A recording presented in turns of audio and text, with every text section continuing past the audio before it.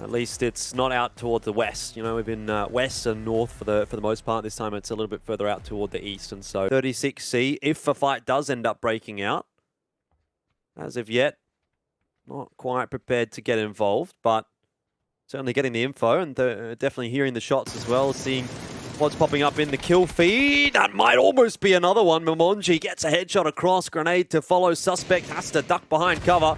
That bike won't last long. Cherry gonna try and last a little bit longer though. Got behind the cover, but not really enough to turn the fire. Nice nade though coming out on sSuspekT. Just about able to get the distance, but taking a serious amount of damage. Colony now starting to get more and more of an idea where these 36 Cartel players are. Player 4 finally there to group up with the rest of his team as the nade comes over. It's a little bit short though. He needs to try and close the gap. He's got himself a red dot mini as his long range right now. That is not the weapon you want to be rocking. Does have an M4 to play at a slightly closer range. Cherry spotted out through the door as it gets shot apart. Momonjii there providing pressure, doing what he can to land some damage, but not really going to be connected as it is a 4 versus 3. Maybe you'd say the advantage goes the way of the Colony with that high ground position that Killer's currently playing as well. It's also just having that player 36 Cartel just settling in, maybe in it for the long haul right now. I don't really see 36 Cartel getting super aggressive onto this one. Well, I think they're getting aggressed on, if anything. Alec able to make that cross as Cherry cops a headshot. I'd say that Colony wants to sort of pick the pace up a little bit here. They're getting third-partied a little by ArkAngel Predator. It's not too substantial, but it's annoying. And so the Colony wants to dispatch of 36C so that they can focus on what else is going on. They feel like they've been able to isolate Cherry, and it certainly seems that they will. Ooh. What a nade. Kalbs tossing that in the direction of Cherry, and he's finished off by Momonjii. And that is, unfortunately, for 36C. Another one going down. The nades have been on point for the Colony. And 36 Cartel will have to really hope that player 4 can get some work done. Beautifully done there. Beautifully done. What can you say by the Colony? They not only took down the player early, but didn't get over aggressive, which is something you see from a lot of squads. They get too aggressive too early, and they get punished because of it by players like, for instance, Cherry just playing slowly and holding. Player 4, though, he's going to be forced to make a run. Fury, they're opening up a shot their own from their own high ground. It's Ykikamucow working alongside Ronon to take down Hymus from Cerberus as Phase 2 continues close in. About 30 seconds left until we get that Phase 2 pot. Figure out exactly where we go. We go up to the north, though. It is going to be very vertical, rocky terrain, whereas further down to the south, it's a lot more open. Even San Martin and Hacienda are going to be in. So we kind of have two completely opposite games that can end up unfolding in front of us now. Circle shift coming through in a moment. We'll get to see exactly what kind of game is going to end up playing out. Most teams are obviously congregated around the middle of this zone, so it shouldn't be a zone shift that's going to really hurt too many teams. And it goes fairly central, mostly over water treatment. San Martin still in as well. Ykikamucow in the tunnel of smokes, pushing forward, looking to get aggressive. Fury, maybe as you said, backs against the wall at this point. They haven't got a win yet tonight. There's a team already with 2. They need to start picking the pace up a little bit, and they are doing exactly that inside of the server right now. Insight with a knock on the Sunshine, opens it up nicely. Fludd will finish off that kill, and Seiryu are now down to 3. Ykikamucow, he's making the most out of the damage that came through. He's crossed back over the road to group up with the rest of the team. Let's not forget, though, neither of these teams are inside zone, and you can see Phase 2 starting to creep through. I think the Fury should be able to back out if this is the same for Seiryu once they've got the revives off. Men in Thailand still posted up over on this ridge from earlier. Not too much to worry about for them. They should be pretty safe for the foreseeable future. Don't think that ArkAngel Predator really have an angle down to their hill. Now it does. You're going to go right smack bang on top of water treatment. That is, in a sense, good news for player 4. He'd be wishing he had the rest of his teammates there to help him out, but ArkAngel backing out of the compound just as they got backfilled there, so going to be very thankful about that one. The crash, though, has come out from Unicorn Phoenix, a team who have really been on top form last week, not so much this week. Let's see if they can prove their fragging power once again as the grenades are going to be coming out. Hanzyy is there to try and return some of his own vehicles blowing up, though, and the Bronco actually knocks the vehicle back. HunVODS gets the nade onto Fat. That's the first knock of the fighters. Obviously, Cerberus already lost one, so it is 2 versus 4 as Chu gets taken down in the trade. Hanzyy is there to do it. Solonzi falls as HunVODS peeks out, and well, he's taken down low, but he finds the kill. Cerberus eliminated and in 16th position, and that is what Unicorn Phoenix needed. They have just shot up the leaderboards, now in a 3-way tie in terms of, 4-way tie in terms of kills, taking 5th position. Yeah, it's a little bit more like it for Unicorn Phoenix, showing us that they still have the chops to compete here at the top of PCS. Made in Thailand having a little bit of a stoush with Fury at the moment. That is not a team that you'd like to be running into this early on in the piece. Fury, though, on the move, rotating away from Made in Thailand, not interested in taking that fight anymore. Some shots headed in their direction as they escape off into the sunset, but nothing doing so far from the Made in Thailand roster. Ykikamucow and Ronon will be rejoining Fludd and Insight in a little bit more of a central position. Ooh, nice tags in from Mad Dog, a headshot to start off, and then Fludd gets finished off. The smokes are down pretty quick for Fury. Now, you put your head up for just a second too long, and someone's going to punish you in a lobby like this.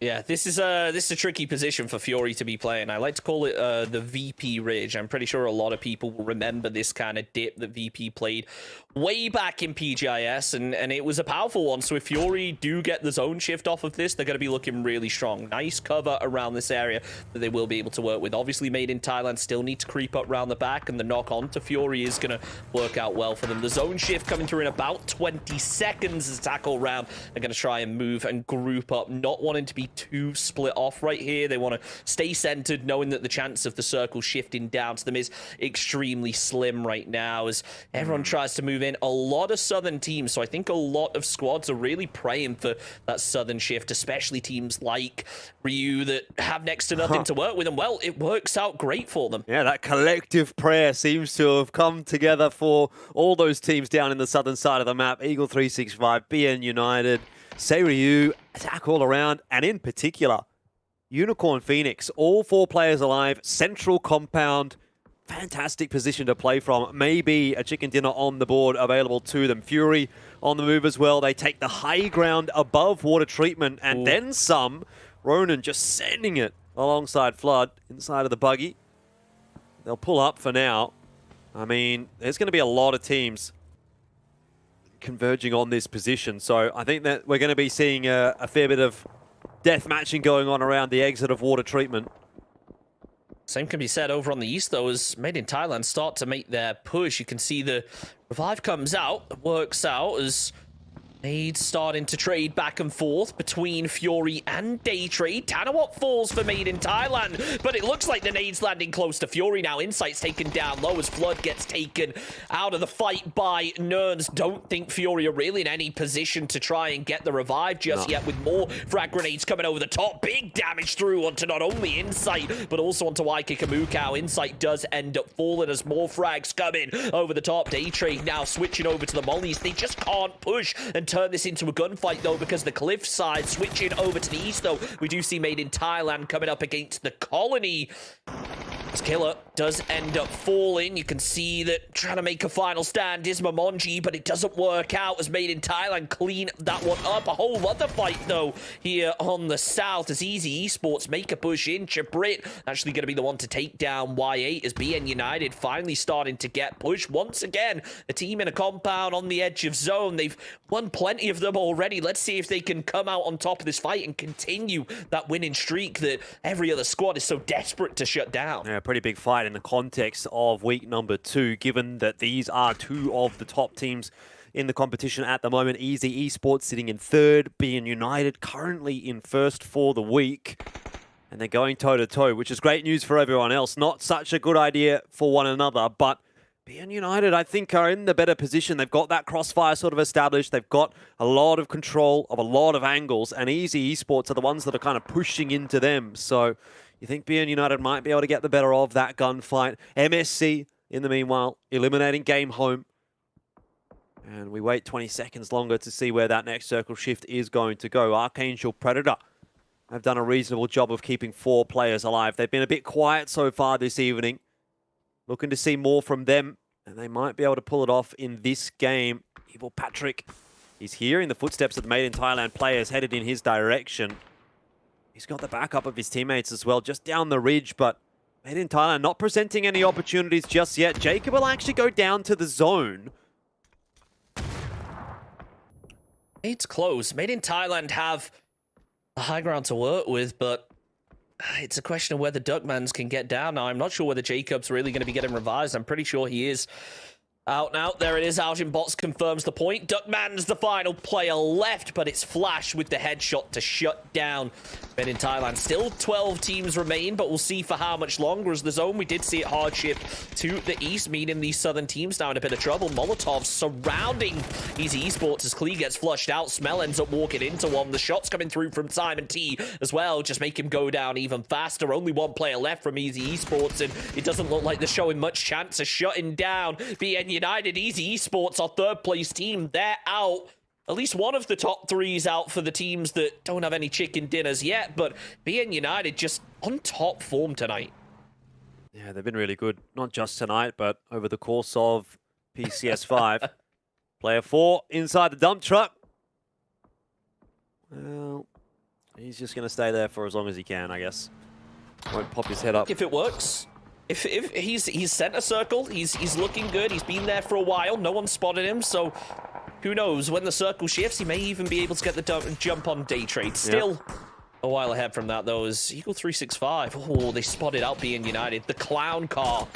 It's so dangerous in terms of plays to be making, but that doesn't matter because Logi is equally dangerous. Huge knock onto Vandal9 as the nades start to come through. Saved by the tree. Just inches away from death there. Well, they've still got a ways to go, to be honest, BN United. That zone is nowhere near them, so Zest is going to get inside the vehicle. The rest of the lads are going to just pop the smokes down and try and make the run on foot. SimonT will be suffering for his transgressions. Gems puts him to bed pretty easily. Zest has made the cross, but, oh man, it's a real minefield, isn't it, this southern rotation for a lot of teams. Seiryu, attack all around, are all keeping an eye on that push in from BN United, and I don't think it's going to work out too kindly. Jekzy finds an angle. Eagle 365 getting into the mix now as well. And Zest drops to Seiryu. So BN United have found themselves between a rock, a hard place, and then some as well. And that's the end of BN United's run in the second last game of the evening. Bit of a disappointing one in the end, I suppose, but all things considered, they still put themselves in a very good spot overall, and still one game to go, so it's not the back-to-back-to-back, it's not the hat trick, but I think you'd still take it. Eagle 365 now just on the edge of this. I'm not sure whether I like this. They took the vehicle in to go and loot the bodies, and I'm not sure whether that was the play. Now they are just trapped inside a blue with Seiryu Esports there to try and hold them out. The shots come through, but Jekzy does end up falling to the zone as Seiryu, well, they just want to move through together. All it's going to take is one well-placed nade. Does it connect? Yes, it does. How confirms the kill onto Chibiritt, and it's Eagle 365 now down in 10th position. Seiryu, though, they're not quite out of the woods yet as the zone has shifted away to a completely open field pretty much with a gas station, a couple shacks, and a hilling. So it's going to be tricky. Attack all around, though, on the southern side. Might just be able to continue playing their compound as Fury, well, Ronon's the final player standing after an absolute red zone from Daytrade earlier, throwing nades left, right, and center, tearing through the squad, doing what they can to try and remain in it, but there's just so far to go and so many teams around. Yeah, it's still going to be a bit of a mess up toward the north. Seiryu on the move. And that doesn't look like a fun time at all. The shots are headed in their direction. They've got a couple of players inside the vehicle. How have they managed to make this cross as unscathed as they have? Lyle eventually drops to Belmoth, and it is How that'll lock himself in a position just inside of the zone. I guess that's gone about as good as it really could have. Tinoy doing much the same. And he gets dropped down to a sliver of HP, but he also manages to survive. He's got Daytrade quite close by. ArkAngel Predator with not a whole lot of cover to play with. It's madness at this point in time, Chunks. There's fights all over the place. Teams trying to rotate to safety. Even Ronon wants to get involved. He's a solo, but he's chucking nades down on Daytrade, looking for a bit of revenge. I mean, can you blame him? He's a solo Jaman!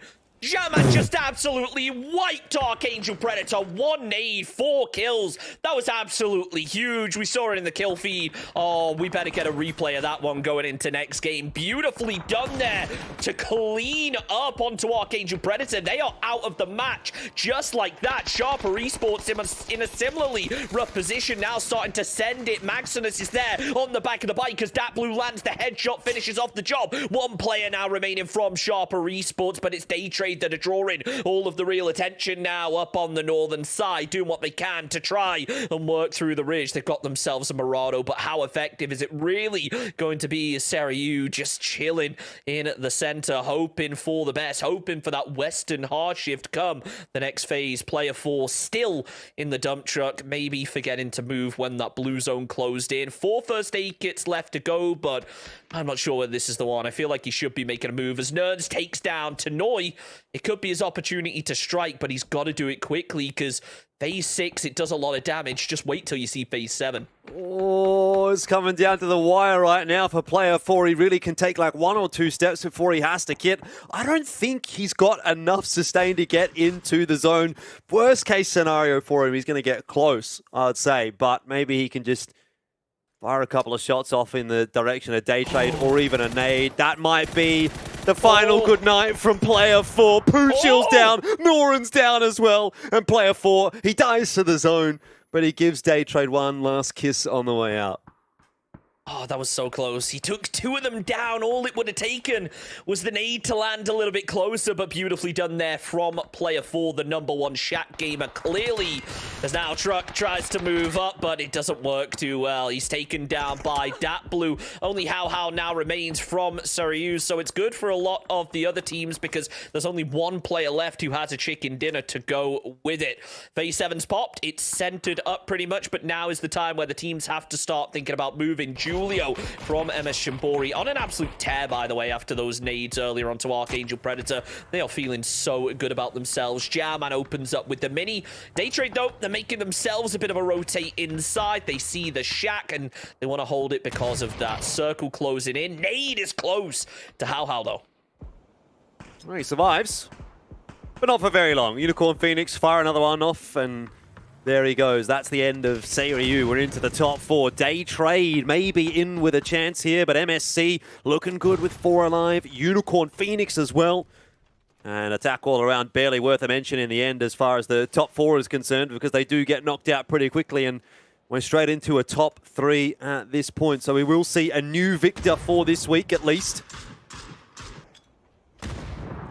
It's a good way for things to go for them. Not so good for Daytrade, though, as the nade lands through, Flash goes down. They've only got 1 player over at that Shack, and I'm not sure how much support Poochills and Venotica are really going to be all the way up top. They will be able to find themselves a revive. The question is now, how do Daytrade play this? Do they continue to play this Shack Ridge position, or do they want to try and back off? It doesn't look like they have much of a choice now as the smokes are dissipating. MS Shimbori wanting to get a little bit more aggressive. Phase 7, remember, so we've got 1 more shift left this game. After that, it all comes down to the dot. We're going to find that out in about 10 seconds. Unicorn Phoenix, though, a team we said needed to pop off, currently in 5th place overall, looking to move all the way up. If they can confirm the chicken dinner, they confirm themselves a kill. That works a little better for them. Poochills goes down. Venotica, the only player from Daytrade at the top of the hill, really in a position to take the fight. So all it's going to take is Hung to peek up and find a spray, and Daytrade are now down to just a duo. Miles away, Unicorn Phoenix looking set to potentially take over Fury in the standings here. Yeah, a bit of an unfortunate turn of events for Daytrade as they get sandwiched between Unicorn Phoenix and MSC. They can find some brief respite inside of the Shack, but to be quite frank, it's not exactly the best of cover. There's angles on all sides, and while they have some nice firing lines, there's also nice firing lines back onto them. So it seems like this will be a battle between MSC and Unicorn Phoenix, with maybe Daytrade in there to cause a little bit of a ruckus. If they can find a knock or two, then maybe that does help to decide the winner of this round. But I have to say, Daytrade surely are not the team to beat right now. Nann spotted out with the mini, tries to open himself something up as VODS is up there. Really good communication coming through from Unicorn Phoenix here to just spam through the smoke. Rogue is down. The revive attempt going to come out. sSuspekT, though, they are limited. Look at the ammo left for Skeet. He only has 9 bullets in that Mini 14. In a zone like this, that's far from ideal because you want to be making the most of that high ground, of the ridges you have, taking those long-range fights. Because if you're in range to, you know, get taken down with an M4, it is not ideal because you know it is wide open. Skeet opens up on the edge of zone. He's out of mini bullets now. tRycK AK is the play, but it just isn't happening in the way you would have hoped. Damage does land onto Van. Currently, I believe, our top fragger, but not enough to really confirm anything. Unicorn Phoenix just on the very edge, throwing down the smokes, knowing the zone is about to push them in. And it just becomes a waiting game and almost a game of who runs out of smokes first. Or of attrition. You coined the term a little bit earlier on in the evening, and that is exactly where we are at this point in time. Daytrade, for their own right, still hanging in there, and they get the knock on to Jowman, which is big news for Unicorn Phoenix. They're seeing that, they're loving that, they're knowing that they have an advantage, and they're going to try to make use of the time that's been given to them by Daytrade. A push across the field now by Unicorn Phoenix, led by Van. Isn't quite going to net them any more kills just yet, but certainly some more circle control, starting to put more and more pressure onto MSC. Van with a huge spray to take down Rogue there. I think the final player left from sSuspekT is going to be Julio, taken down. Now, sSuspekT back down to a duo just as Daytrade are snaking their way in and hoping for the best. The spray comes through from Nurns to be able to take down Jowman. That leaves only Skeet left up. Spray comes out from Unicorn Phoenix, though. Nicely done. As Rogue falls, VODS is there to try and return the fire. tRycK spray comes out, but it's Nurns there with a headshot of his own. Van Yee finishes off. sSuspekT's only flash is remaining, not for long. In the end, it's Unicorn Phoenix